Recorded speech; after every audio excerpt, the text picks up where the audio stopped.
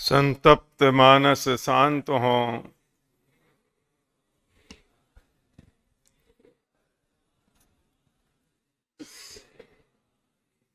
मैं नहीं चाहता हूं कि पंक्तियां इस हॉल में गुंजायमान नहीं होनी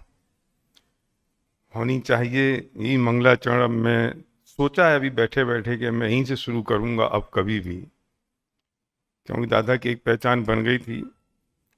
भैया ना तो मैं नेमीचंद जी पाटनी बन सकता हूं, और दादा की नज़रों में क्या थे क्या नहीं है तो कुछ पता नहीं, पर मैं इतना कह सकता हूं कि जो बात मुझे बहुत झकझोर देती है कि हमारे बब्बा, हमारे दादाजी ने शेरोन जी के पंचकल्याणक में किसी विद्वान को, पंडित को प्रवचन करते हुए सुना, और उन्हें एक सपना जगा कि कुंवारे थे वो, अगर मेरी शादी हुई और मेरे बच्चे हुए तो उन्हें पंडित बनाऊंगा।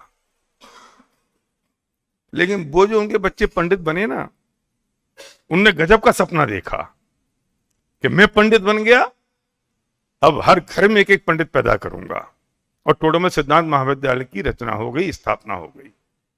एक छोटी क्रांति नहीं थी, बहुत बड़ी क्रांति थी। एक एक घर में। अब मेरी समस्या तो दूसरी हो गई है। मुझे लगता है कि अब पंडित ज्यादा हो गए, श्रोता कम हो गए।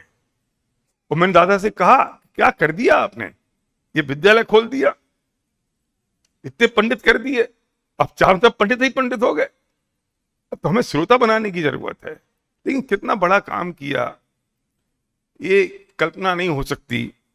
अब तो एक खुल जाए, दो खुल जाएं, तीन खुल जाएं।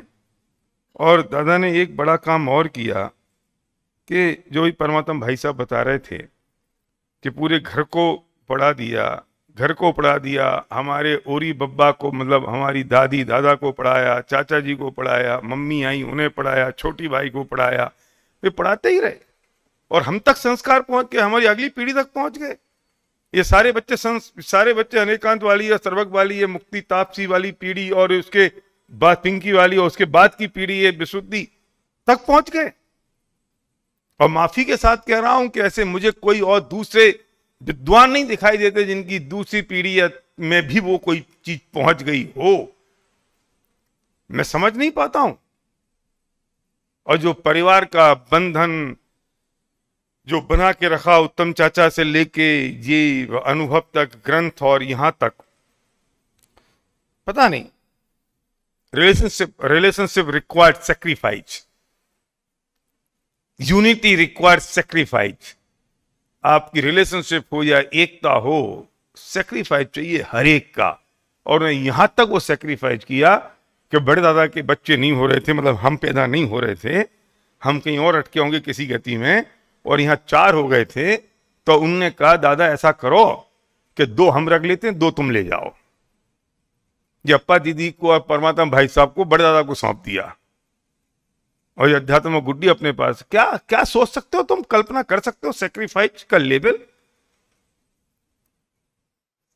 ऐसी बन जाती है यूनिटी, ऐसी बन जाती है रिलेशनशिप, ऐसी बन जाते हैं बच्चों में संस्कार।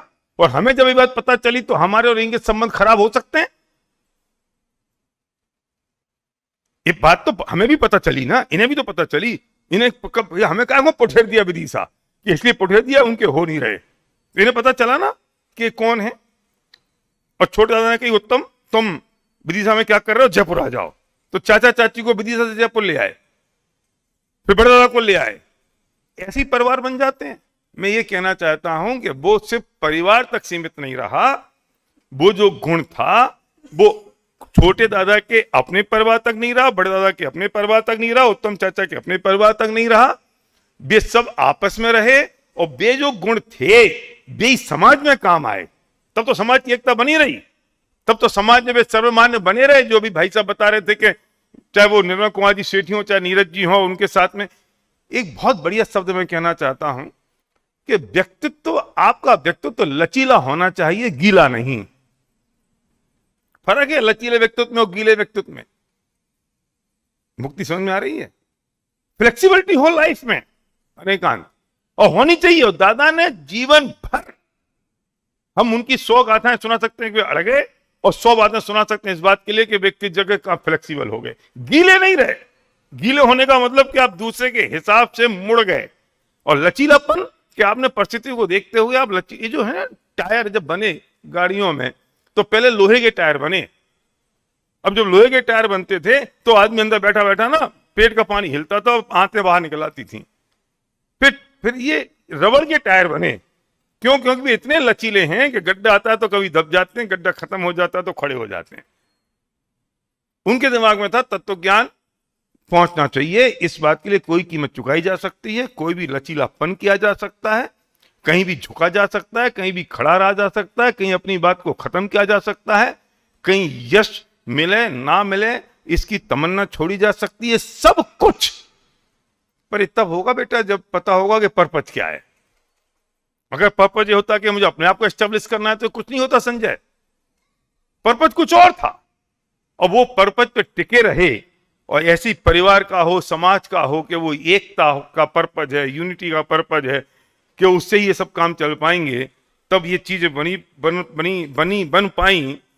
और मैं फिर एक बात कहता हूं कि किसी भी आदमी की सफलता में जो ये बात कही जाती है कि उसकी पत्नी का बहुत बड़ा योगदान होता है, इसमें भले ही मजाक उड़ा लो, इसके चुटकुले छोड़ लो, कुछ भी कह लो, लेकिन ये best of the best example है छोटे दादा की सफलता में छोटी बाई का योगदान। उनने अपने आप को गिना नहीं, अपनी पूरी पहचान, ये लर्निंग की बात है, छोटे दादा से रखी। उन्हें तकलीफ ना हो जाए। दादा को ये पता नहीं होता था कि कुर्ता है कि नहीं है, और चड्डी में नाड़ा डला है कि नहीं, और कुर्ते साफ हैं कि नहीं है। मैंने बहुत सारे विद्वानों को देखा है कहते हुए कि यार हम वो सफेद खादी कुर्ते नहीं पहन पाते, कहा कि मेंटेन कैसे हुई है। भाई ने तो कभी नहीं कही, बड़ी मम्मी ने तो कभी नहीं कही। तो फिर मैं एक बात और कहना चाहता हूं कि दादा ने जो सफलता पाई तो बाई की आदि है ऐसा नहीं है, उसमें उनका भी उतना ही योगदान है। वे नहीं करते, दादा पे सब्जी मंडी जाना होता उनको, अगर वे नहीं करती तो दादा सब्जी मंडी जाते। मैं कहता हूं कि गांधी जी का अगर कस्तूरबा का वो रोल नहीं होता तो फिर गांधी जी भी बेचारे सब्जी की व्यवस्था कर रहे होते, घर ढूंढ रहे होते, कपड़े लत्ते की व्यवस्था कर रहे होते, देश आजाद हो जाता। कैसे होता आजाद? उनने निश्चिंत रखा ना, फ्री रखा ना उनने, और कभी ओलंबा तो नहीं दिया। ये मैं आगामी पीढ़ियों से भी कह रहा हूं, ये बात जो महिलाएं बैठी हैं उनसे भी कह रहा हूं कि हम भी मरेंगे और हमारी श्रद्धांजलि होगी तो हमारे जितना यशगान होगा ना संध्या, उतना तुम्हारा भी होगा, ये समझ लेना। कोई छोटा नहीं समझे अपने आप को, सबके काम है, कोई काम छोटा नहीं है, कोई काम बड़ा नहीं है। हमने कोई मंच पे आके बोल दिया तो हम बड़े हो गए, और हम कोई हमारी पत्नी, हमारी बहन, माँ अगर मंच पे आके नहीं बोली तो छोटा काम कर दिया। अरे उसने इतना लायक कर दिया कि हम बोल पा रहे हैं और निश्चिंत होकर सोच पा रहे हैं। और ये और बड़ी महानता है कि बाई को वो यश नहीं मिल पाया जो दादा को मिला, उसी चिंता किए बिना उन्होंने वो काम किया ना, तो ये और महान काम हो गया। इस बात को गहराई से समझने की जरूरत भी है, और दादा इस बात को समझते थे, जानते थे और स्वीकार करते थे। और बहुत सारी बातें उन्हें बाई की समझ नहीं आती थी तो अभी चुप रहते थे, और ये बात हम मर्दों को समझने की है। अनेकांत समझ गया क्यों चुप रहते थे? वे जानते थे कि जे नाराज हो जाएगी तो हमारा सारा खेल ही बिगड़ जाएगा, तो कैसे नाराज कर सकते हैं बाई को? तो उनका ख्याल भी पूरा रखते थे, वे ध्यान भी पूरा रखते थे, और ऐसा नहीं हो जाए कि बाई को तकलीफ हो जाए। ये उनकी भी ये जिम्मेदारी थी, और वे महसूस करते थे इस बात को। हमें ऊपर ऊपर की चीजें दिख जाती हैं, हमें वो अंदर की बातें पता नहीं चलती, तो हमें महसूस नहीं कर पाते। लेकिन ये बात तत्व ज्ञान में बाई ने भले ही एक बार एक शब्द मन से नहीं बोला हो, लेकिन तुम्हें सलूट है बाई, सलाम है इस बात के लिए कि तुम्हें जो दादा का सपोर्ट किया, जो उनके साथ कंधे से कंधा मिला के खड़ी रहीं, तो ये बाकी भव्य जीव वो तत्व ज्ञान समझ पाए, सुन पाए।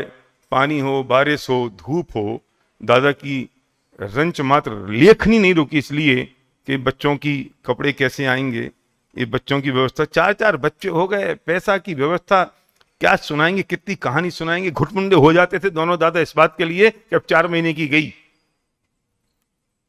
पैरों पे अकहुआ के पत्तों के पत्ते, अकौआ के जो पत्ते होते हैं ना, अकौआ बुंदेलखंडी समझिए, आकड़ आकड़ का जो पेड़ होता है उसका जो पत्ते होते हैं चौड़े होते हैं, पैरों पे लगा के रस्सी से बांध के दोनों दादा चलते थे, क्योंकि चप्पल के लिए पैसे नहीं थे।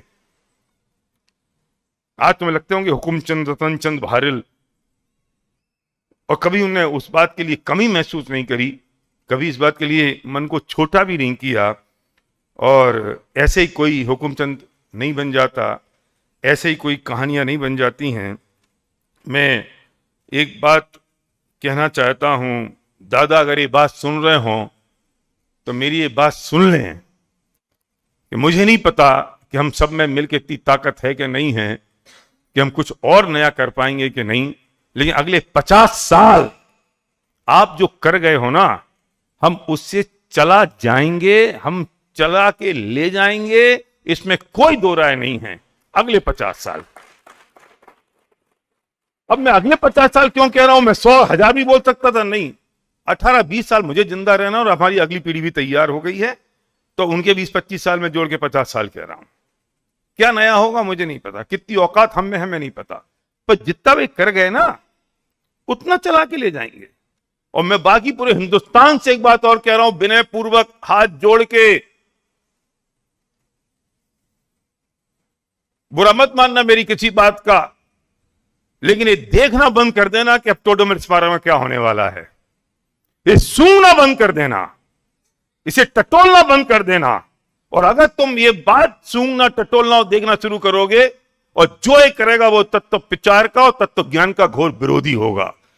तुम्हें हमारे साथ खड़ा होना होगा, हमें साथ मिलकर खड़ा होना होगा, हाथ पकड़ के इस गुरुदेव श्री की पताका को जो दादा ने जन जन तक पहुंचाई है, इसे साथ मिलके लोगों तक पहुंचाना है, सूंघना बंद करके। क्या देखेंगे? आपके साथ की जरूरत है। वो शब्द आपके कान से और आपके मुंह से सुनने हैं कि हम सब मिलके कर डालेंगे, हम सब मिलके इस पताका को झुकने नहीं देंगे, वो शब्द सुनने हैं। बस क्या करना है हमें, क्या करना है? पूरा पाथवे तैयार है, चलती हुई गाड़ी है, धक्का भी नहीं लगाना है, हरी झंडी दिखानी है, बस इतना कर गए, इतना कर गए भी।